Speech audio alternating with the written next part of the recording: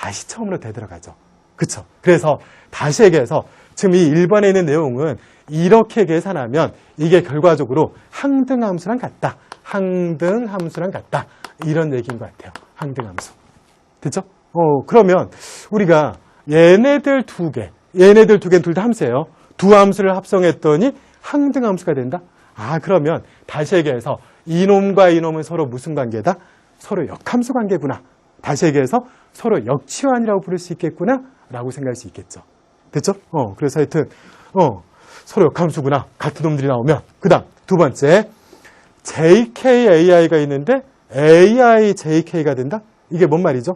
그래서 이것도 한번 이게 너무나 끔찍하게 우리한테 어려운 내용이면 결과만 이용하면 되는 건데 지금 얘는 우리가 어느 정도 이해할 수 있을 만한 수준이죠. 그럼 이런 것들은 이해해 보려고 시도하는 게 좋아요. 왜? 그래야지 우리가 나중에 문제를 풀 때 도움이 되니까. 그렇죠?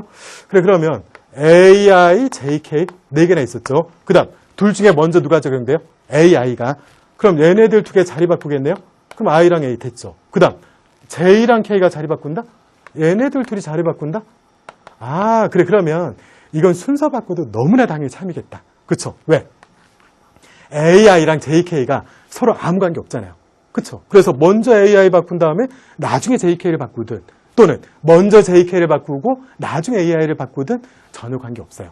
그렇죠? 그래서 일단 서로 다른 놈으로 이루어져 있다면 언제든 얘네들은 순서 바꿀 수 있습니다. 라는 얘기 한 것 같아요. 그 다음 세 번째로 가봅시다. 그럼 얘도 마찬가지로 일단 A의 I, J까지만 쓸게요. 왜? K는 안 나와 있으니까. 그럼 먼저 A랑 I 자리 바꾸자. 그럼 A랑 I 자리 바꾸면 IA, J가 되겠네요. 그 다음 A랑 J 자리 바꾼다. 그럼 A랑 J 자리를 바꾸니까 IJA 이렇게 될 것 같아요. 그래서 우리가 두 번 화를 하면 결국은 이런 꼴로 변합니다. 라는 거죠. 그 다음 그러면 이거랑 같은 걸까요? 한번 해봅시다. A의 IJ인데 먼저 I랑 J 자리 바꿀 거예요. 그래서 A의 JI. 그 다음 앞에 있는 AI를 쓸 거예요. 그럼 A랑 I를 자리 바꾸겠네요. 그럼 얘네들 두 개 자리 바꾸면 IJA. 그러면 실제로 결과물이 똑같네요. 그쵸? 그래. 그러면 이것도 당연히 성립하겠죠. 그래서 일단 호환에서 합성이라는 게 어떤 의미냐라는 걸 이해하기 위해서 한번 이 정리 3에 있는 것도 별로 안 복잡해 보이기도 하고 그래서 한번 따라가 보면서 한번 이해해 보려고 노력을 한 거예요. 됐죠? 그래. 그러면 이제 그 다음 드디어 이제 문제 1이 나왔네요. 그럼 문제 1을 봤더니 길이가 6인 사이클 1, 2, 3, 4, 5, 6과 그 역치환 시그마의 인버스를 호환의 곱으로 각각 표현하여라. 호환의 곱. 우리가 호환이라는 건 두 명만 딱딱 자리 바꾸는 거였어요. 두 명만. 그쵸? 그래. 그러면 길이가 6인 사이클? 그럼 어떻게 돼야 되죠? 그럼 1, 2, 3, 4, 5, 6이 있는데 1은 누굴 가리킨다?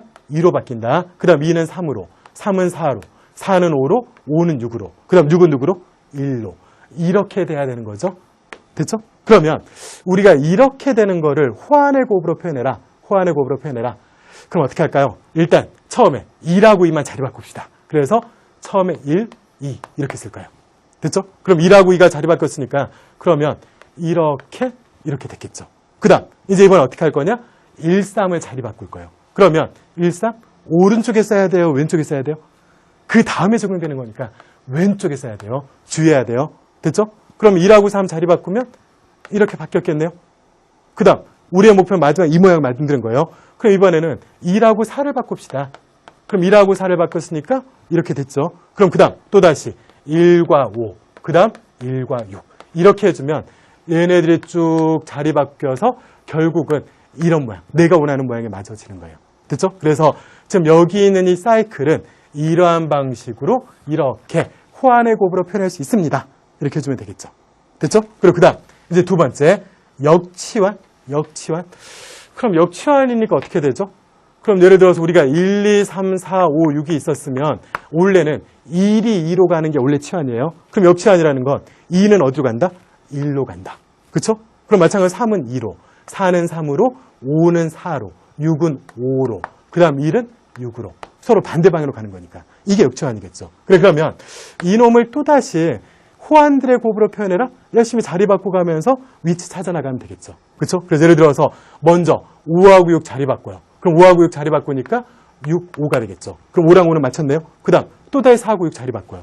그 다음 또다시 이렇게. 앞으로 쭉 가다 보면 드디어 내가 원하는 모양에 맞춰줄 수 있겠죠. 그렇죠? 근데 우리가 이렇게 푸는 것도 하나의 방법이지만 사실은 역치환 이런 얘기를 괜히 한 건 아니지 않을까요? 역치환 이런 얘기. 됐죠? 그래서 무슨 얘기냐? 우리가 어떤 시그마라는 게 있으면 그거에 역치환이 되려면 어때야 되느냐? 걔네들 둘을 합성했을 때 뭐가 돼야 된다? 항등함수가 돼야 된다. 항등함수가 돼야 된다. 다시 얘기해서 시그마의 인버스랑 시그마를 합성해주면 이게 항등함수가 돼야 되는구나. 이런 얘기 아닐까요?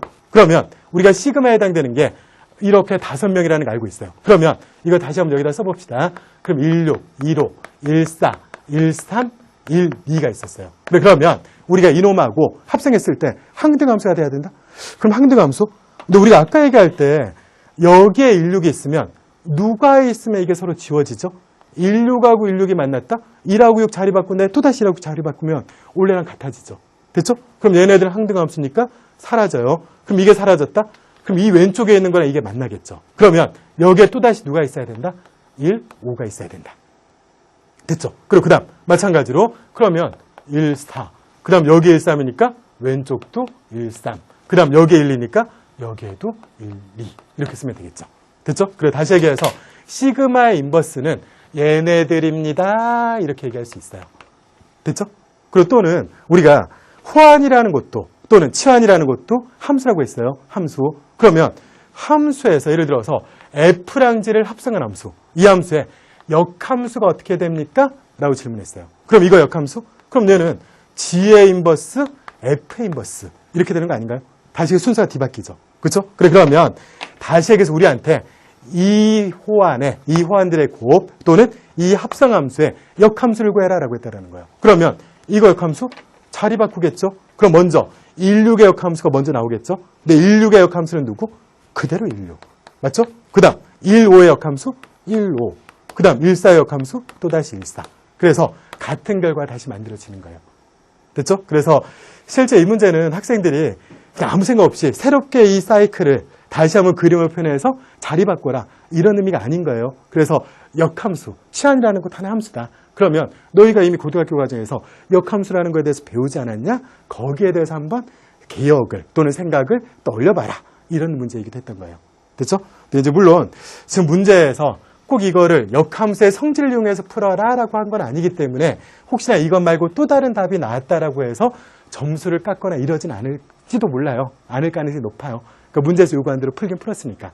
그렇죠? 근데 이제 그래도 웬만하면 이것도 하나의 함수니까 역함수가 존재하는 함수니까 그러면 함수의 성질을 이용해서 생각하는 게 좀 더 좋은 답이 아니었겠느냐 이런 거겠죠. 됐죠? 그리고 그 다음 이제 이번에는 문제 1호 갑시다. 그럼 다음과 같이 정의된 치환을 사이클들의 곱으로 표현하여라 라고 되어 있네요.